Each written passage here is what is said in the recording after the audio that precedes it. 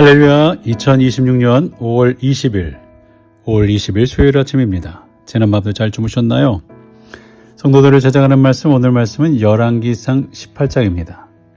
그 사이에서 머뭇거리지 말라. 오늘 이 말씀 함께 나눕니다. 어제 우리는 열왕기상 17장을 통해 메말라가는 시냇가 앞에 선 엘리야를 살펴보았죠. 엘리야는 순종해서 그리 시냇가로 갔지만 그 시내는 결국 말라버렸어요. 문제는 엘리야가 불순종한 것이 아니었어요. 오히려 하나님의 말씀대로 살았는데도 시내는 말랐죠. 그러나 우리는 그 말씀 속에서 아주 중요한 사실 하나를 봅니다. 시냇가는 마를 수 있지만 하나님은 결코 떠나시지 않으신다라는 거죠. 하나님은 엘리야를 버리신 것이 아니라 더 깊은 순종과 믿음으로 이끌고 계셨던 것입니다. 그리고 오늘 열왕기상 18장을 보면 하나님께서 왜 엘리야를 먼저 마른 시냇가 앞으로 보내셨는지가 드러납니다. 갈멜산의 불은 하루아침에 떨어지는 것이 아니었어요. 하나님은 먼저 엘리야를 숨기셨고 홀로 있게 하셨고 메마름을 경험하게 하셨고 사람보다 하나님만 의지하는 법을 배우게 하셨던 거죠. 왜냐하면 갈멜산에는 단순한 기적이 필요한 것이 아니라 흔들리지 않은 믿음이 필요했기 때문이죠. 오늘 말씀은 바로 그 갈멜산 이야기입니다. 한쪽에는 엘리야가 서 있고 다른 한쪽에는 450명의 바알 선지자와 400명의 아세라 선지자가 합이 850명이 서 있어요. 1대 850의 싸움이죠. 그리고 그 사이에는 아무 말도 하지 않은 채 서 있는 백성들이 있습니다.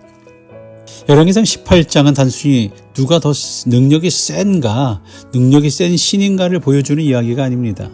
오늘 보면은 하나님께서 무너진 시대 속에서 백성들에게 던지는 질문이죠. 너희가 어느 때까지 둘 사이에서 머뭇하려느냐? 어느 때까지 둘 사이에서 머뭇하려느냐? 이 질문은 갈멜산 위에 이스라엘 백성에게만 주어진 질문이 결코 아닙니다. 오늘을 살아가는 우리들에게도 하나님은 동일하게 질문하고 계시는 겁니다. 너는 지금 누구를 따르고 있느냐? 너의 중심은 어디에 있느냐? 너는 하나님과 세상 사이에서 아직도 머뭇거리고 있느냐? 오늘 하나님의 없듯이 살아가는 우리들에게 물으시고 그리고 다시 우리를 부르시는 하나님을 느껴보지 않으시겠습니까? 오늘 우리 말씀 보면서 진짜 문제는 하나님을 떠난 것이었다라는 것을 본문을 통해 보게 되죠. 아합은 엘리야를 보자마자 말합니다. 17절에 이스라엘을 괴롭게 하는 자여 너냐? 야, 이스라엘을 괴롭게 하는 사람이 너야? 이렇게 말하는 거죠. 여기서 괴롭게 하는 자라는 표현은 히브리어로 오케르라는 말입니다. 휘젓다, 교란하다, 재난을 가져오다라는 뜻으로 아합은 지금 나라를 혼란스럽게 만드는 사람이 엘리야다라고 말하고 있는 거죠. 왜냐하면 비가 오지 않았기 때문입니다. 경제가 무너졌고 농사가 망했고 백성들이 고통받고 있었어요. 그러나 엘리야는 말하죠. 18절에 그가 대답하되 내가 이스라엘을 괴롭게 한 것이 아니라 당신과 당신의 아버지 집이 괴롭게 하였으니 이는 여호와의 명령을 버렸고 당신이 바알들을 따랐음이라. 문제는 엘리야가 아니었어요. 가뭄 자체도 아니었어요. 문제는 하나님을 버린 아합이었던 거죠. 그런데 바알은 단순한 우상이 아니었죠. 당시 사람들은 바알을 비를 내리는 신, 풍요의 신, 풍요를 주는 신, 천둥, 번개를 다스리는 신으로 생각하고 있었어요. 그러니까 사람들은 하나님을 완전히 부정한 것은 아닙니다. 다만 하나님보다 좀 더 현실적이고 눈에 보이는 것들을 붙들기 시작한 거죠. 그리고 보면 오늘도 마찬가지죠. 사람들은 하나님을 떠난다고 말하지 않습니다. 물론 그런 사람도 있지만 하지만 하나님보다 더 돈을 신뢰하고요. 하나님보다 더 안정된 환경을 더 의지하고요. 사람보다 세상의 시스템을 더 의지합니다. 그래서 결국 신앙은 점점 메말라가요. 어제 묵상했던 마르는 시냇가, 그게 바로 여기와 연결이 되는 거죠. 왜 시냇가가 마릅니까? 우리가 하나님보다 시냇가를 더 붙들고 있기 때문이죠. 그래서 하나님은 때로 우리가 의지하는 것들을 흔들어 주시죠. 물론 우리를 무너뜨리기 위해서가 아니라 우리의 중심을 다시 하나님께 돌이키기 위해서인 거죠. 그러니까 두 번째로 생각해 볼 만한 것이 가장 위험한 상태가 머뭇거림이다라는 거예요. 머뭇거림. 엘리야는 갈멜산에서 백성들에게 외치죠. 너희가 어느 때까지 둘 사이에서 머뭇하려느냐.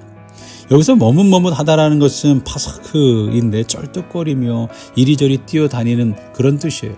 이 말은 이스라엘 백성들이 영적으로 절뚝거리고 있었다라는 거예요.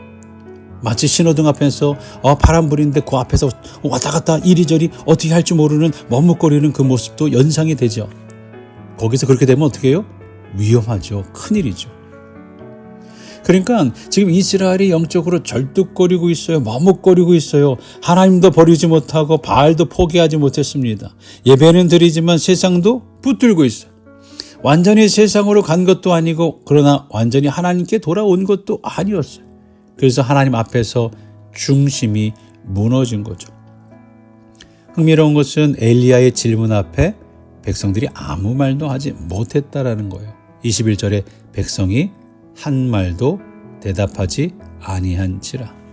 아무 말도 못했어요. 왜 침묵했습니까? 죄는 사람을 침묵하게 만들잖아요. 하나님을 향해 뜨겁게 살던 사람도 세상과 타협하기 시작하면 결국 침묵하게 됩니다. 기도는 하지만 결단이 없어요. 예배는 드리지만 확신이 없어요. 신앙은 있지만 방향성이 모호합니다. 없습니다. 그래서 오늘날 많은 성도들이 지쳐갑니다. 어디로 가야 되지? 어디로 힘을 내야 되지? 세상으로 완전히 가지도 못하고 하나님께 완전히 헌신하지도 못한 채 계속 절뚝거리며 머뭇거리기 때문이죠. 사랑하는 성도 여러분. 근데 하나님은 완벽한 사람을 찾으시는 게 아니에요. 하나님은 중심이 나뉜 사람에게 오늘 다시 묻고 있습니다. 언제까지 그 사이에서 머뭇거리려고 하느냐? 언제까지 그 사이에서 머뭇하려느냐? 교회를 정하지 못하고 머뭇거리는 미네소타에 있는 가나안 성도들에게 묻고 계시는 거예요. 언제까지 머뭇거리고 있느냐? 오늘 본문을 통해서 우리가 세 번째로 생각하는 것은 거짓. 결국 사람을 살리지 못해요. 엘리야는 대결을 제안합니다. 불로 응답하신 신 그가 하나님이니라. 24절에 바알 선지자들은 자신만반했을 거예요. 숫자도 많아요. 무려 바알 선지자, 아세라 선지자를 합치니까 850명이에요. 1대 850명이에요. 장소도 바알에게 유리했습니다. 갈멜산은 오래전부터 바알 숭배 중심지였거든요. 게다가 바알은 사람들이 믿는 비와 번개를 다스리는 신이었어요. 그러니 하늘에서 불이 내려오는 대결은 오히려 바알에게 유리해 보였어요. 그러나 결과는 처참했죠. 그들은 아침부터 낮까지 외쳐댑니다. 바알이여 우리에게 응답하소서. 막 일깨우는 거예요. 그러나 아무 소리도 없었어요. 아무 응답도 없었어요. 그래서 그들은 더 크게 외치죠. 더 과격하게 하죠. 자기 몸을 칼과 창으로 상하게 하기 시작합니다. 본문은 이것을 아주 충격적으로 묘사하는데요. 28절에 그들의 규례를 따라 피가 흐르기까지 칼과 창으로 그들의 몸을 상하게 하더라. 거짓은 결국 사람을 살리지 못합니다. 오히려 사람을 망가뜨립니다. 우상은 언제나 인간을 소모시킵니다. 돈을 우상으로 삼으면 사람이 무너집니다. 성공을 우상으로 삼으면 관계가 깨집니다. 인정을 우상으로 삼으면 영혼이 병들어갑니다. 세상은 자유를 준다고 말하지만 결국 사람을 더 지치게 만들죠. 바알 선지자들은 열심히 있었습니다. 그러나 열심히 진리를 만들지는 못했어요.